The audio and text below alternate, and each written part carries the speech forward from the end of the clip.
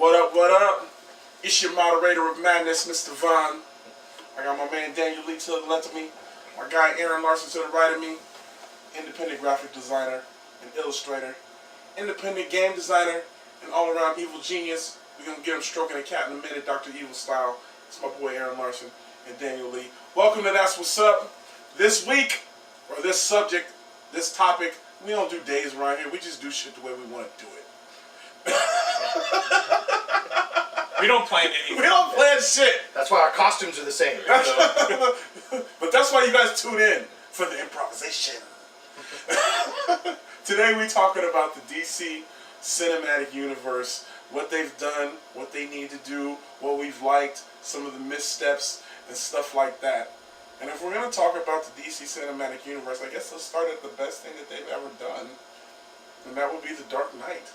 Yeah, so far. Christopher Nolan's Dark Knight. I mean, the whole trilogy as a whole is awesome. Yeah, and I mean, that's really how you have to consider that, too, is, I mean, the trilogy, as far as a series of movies, the Dark Knight trilogy is probably the best, and that's coming from a major Superman fan. Just one movie. Does it hurt one movie. One movie doesn't match up to three movies. Yeah, so. Especially when they're that high caliber. Even if I hate Christian Bale's Batman voice. I'd just like to give credit where credit is due. I don't think that we would have seen this type of Dark Knight flavor-wise if it wasn't for Frank Miller. So absolutely. Here's the thing about it. This is why after the debacle that was Batman and Robin and the bat nipples, George Clooney, we still haven't forgiven you for that. God rest his soul. After the debacle, I mean, there was no when I saw the first trailer for Batman Begins, I was not at all inspired. Right. Not at all. I was like, why are you doing this? You guys have killed the franchise. I mean, they still have not brought back Mr. Freeze. They still haven't brought back Mr. Freeze. He's frozen forever. Yeah. Even where he is. See, you know what? Which is too bad, because he's a really good villain. He's a very good villain. But see, this is what I like, because in the Dark Knight trilogy, the one thing that they did do, while they did come with iconic villains from the Batman universe, they all kept them very grounded in reality. There was nothing, you know what I'm saying, Ra's al Ghul wasn't the immortal Ra's al Ghul that we've known. That we know of, though. That we know of.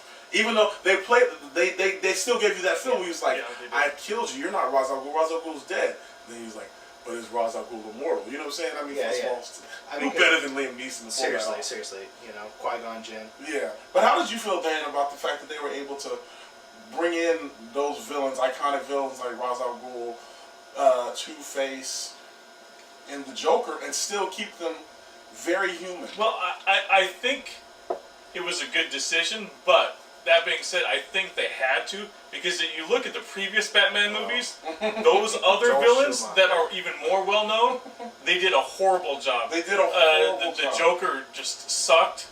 And I'm excluding the first Batman movie, Tim Burton, of course. Jack Nicholson.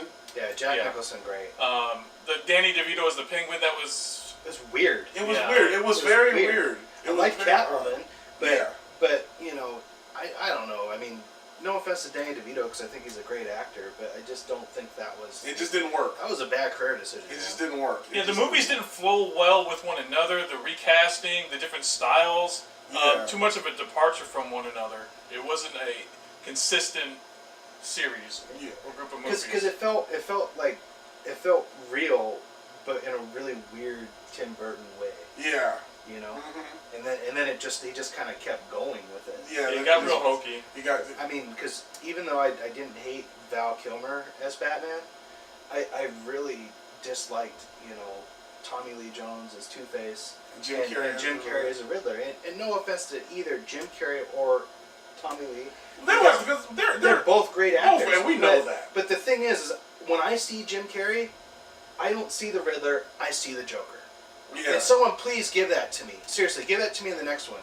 Because he's like, you know how there's people born for a part? Like, for instance, Robert Downey Jr. is Tony Stark. Yeah. There's certain people who just have the look and the feel. If you put paint on Jim Carrey, he is the Joker. Yeah. The only thing that would be scary is that he's just going to really turn into the Joker and go crazy. So we're going to take a quick peek at the Dark Knight trailer from when you first heard Heath Ledger was being cast as the Joker. You know what I'm saying? Rest in peace to Heath Ledger. How did you guys feel about that? I was really unsure, honestly. I mean, coming from the guy that came off A Knight's Tale and, you know, and 10 Things I Hate About You, and I mean, and no offense, I mean, because obviously he wowed me. I mean, he did a great job. Fantastic job. Awesome. Because I think he blended that comic book crazy and Yeah. mixed with it.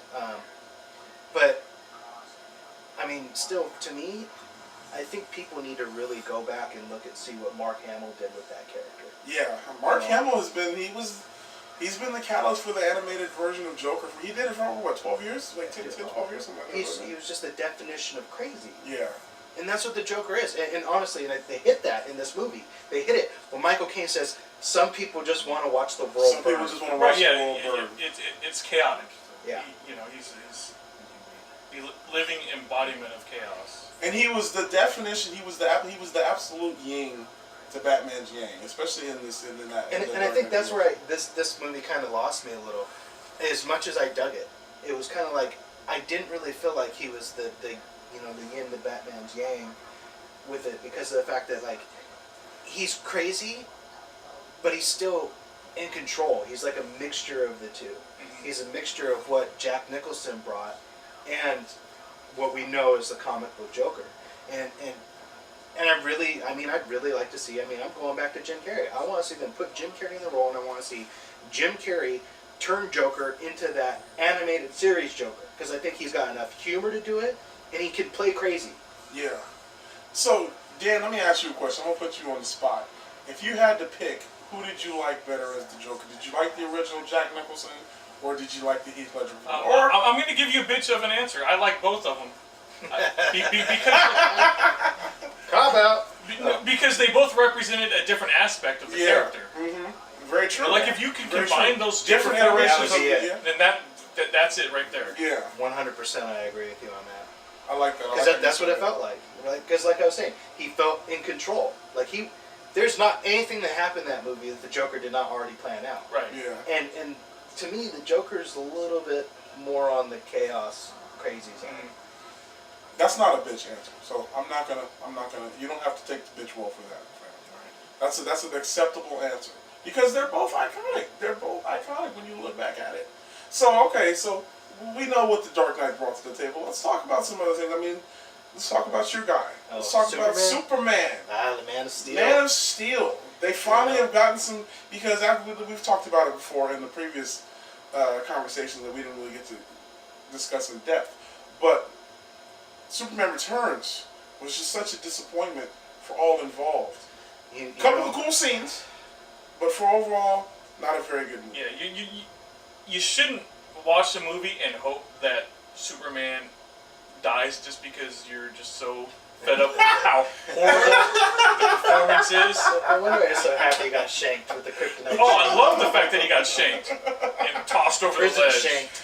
Now, Gangster, prison courtyard, But it must have done you guys' hearts so good to see Man of Steel when it finally came out. It did me good, because you got Superman, who does some of the most amazing things and has to, like, he's always like stepping on eggshells all the time. None of us can really imagine.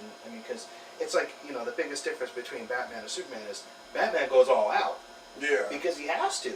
Superman is always holding back. So what would happen if Superman went all out? Well, in Man of Steel, Metropolis gets decimated.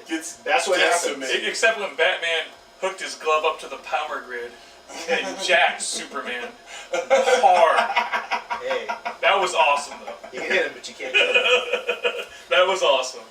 Oh, he's unstoppable. There's just in Man of Steel, that was the first time that you actually got to see Superman be Superman on film. Yeah, it's true. He's doing shit that the scene when he's fighting in the little small town and he's fighting the chick and the two dudes. It's just some awesome shit. Feora. When he's fighting Feora, yeah. But see, again, that comes down to your villain. And that's why Batman's movies, and Batman has always been so much more iconic than any of these other characters. Because he's got so much better villains. Yeah. He's always had better villains. They're psychological. If you're going to have a hero, your villain has to be just as wicked. They So have let- to be even to that. Absolutely. And, So and I let- mean, that's the thing. Like you take Lex Luthor. Lex Luthor is a great villain, but they never portray him correctly. They haven't Yeah. done it right. I see, and I'll admit, I'm in the minority on this.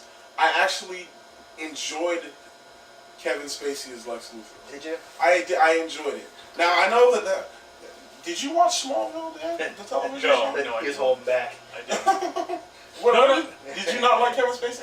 I think Kevin Spacey's a great actor. Agreed. I thought that his version of Lex Luthor was a little weird. It was more Mhm. comedic because to me, Lex Luthor is not comedic. it is no, it's not. He's not comedic, and he is an evil genius that should be on par with like an evil version of Batman or Tony Stark. I agree. As far as You know You what? know who he is? He's the Riddler. That's who he should be. Kevin Spacey is the Riddler. Yeah. I agree. There was a comedic aspect. I agree. Lex Luthor is not comedic. Kryptonite. Get out of here. You're killing me with that. Wrong. You know, But that was fun, but I agree. It's not true to the character. He was watered down, and you look at it, you're supposed to be like, oh my god, how is our protagonist gonna rise to the occasion? Because this Right. dude is And evil. there- I mean, It didn't Evil, exist. yeah. it's like we've talked about countless times about like that the animated series portrays Lex Luthor so much better Absolutely. than any of the movies have. Absolutely. And the closest thing I've seen to that has been Smallville with Michael Rosenbaum. With Michael Rosenbaum. Because yeah. he's like Lex is so complicated Mm-hmm. because he's this genius who it's not like he really like hates Superman. It's more like he's jealous that Superman is saving humankind. And he Yeah. feels a human should save, humankind. You know? He's kind of like that guy who doesn't want, all the people to cross the border and come into America. He's just like, no, get out of here, you're an alien. Yeah, no, he is more complicated. His motivations aren't so black and white or cut and dry Right. as he's Yeah. portrayed. So I want to talk about Dawn of Justice. Before we get it out, let's take a quick second to talk about some of the misfires You mean like Green Lantern? that DC has done, like Green Lantern. As we take a comical look at this trailer, and shouts out to Ryan Reynolds, who's Okay. an awesome actor, but man, did they just miss it on this? And honestly, like, and I agree. I like Ryan Reynolds, and I think that they did a great job, like special effects wise. Green Lantern's outfit looked cool. I love how they incorporate the sand. Blackest Night. I like that they did all that. But I'm sorry. Ryan Reynolds just isn't it. He's not proper or charming enough. I guess, and that's where I think, and shout out to Nathan Fillion, should have been Green Lantern. Yeah. Should have been. Honestly, why didn't they do that? The dude's only done the voice for Green Lantern for how long? And Mhm. he's already got the part. He looks it. He's got the hairstyle. Why not let Nathan Fillion be Green Lantern? I mean, it was just such a mess. I really don't even want to waste that much time talking about this anymore. As we watch the trailer, I'm already getting disgusted. It just didn't feel right from a creative standpoint. I mean, you could see Ryan Reynolds doing like Deadpool or something. Of course. Yeah. But Even the Flash. right. Yeah, even the Flash. Even the Flash. Because he's got that kind of humor. Yeah. That's where I go back to Nathan Fillion. You look what he did with Firefly. You look at what he's doing with Castle. That's his sense of humor. And to me, that's Green Lantern. Yeah. Because it's like I take this seriously, but at the same time, like I'm too cool for this. Mm-hmm. So and that's how I always felt Green Lantern was. Well, hopefully when they get around to doing Justice League, we'll see if they can bring Green Lantern back to something. Before we Just want to say once again, the animated series way better. way better, Agreed. way better. Agreed. Again, Nathan Fillion in Agreed. the voice. So we got about a minute left here. Let's talk about the future of DC. And we've got Dawn of Justice coming out in 2016, and then after that, Justice League.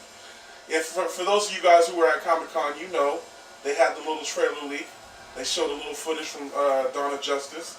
How do you guys feel about that? They showed Superman floating above the bat signal as Batman with the glowing green eyes, wearing the suit. Mm-hmm. Wearing the suit. He was wearing the suit that you like. I'm holding my breath, personally.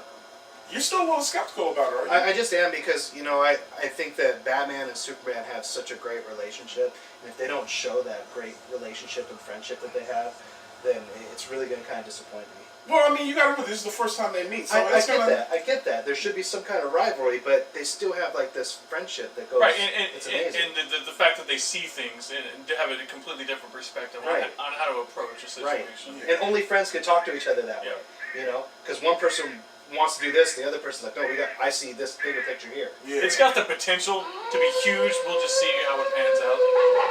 It's exciting. You finished that right as the wolf howl, baby. Perfect. And you know, once the wolf howl, that means it's the end of the segment. I love it. Another good discussion. I hope you guys enjoyed it. Make sure to subscribe to the channel.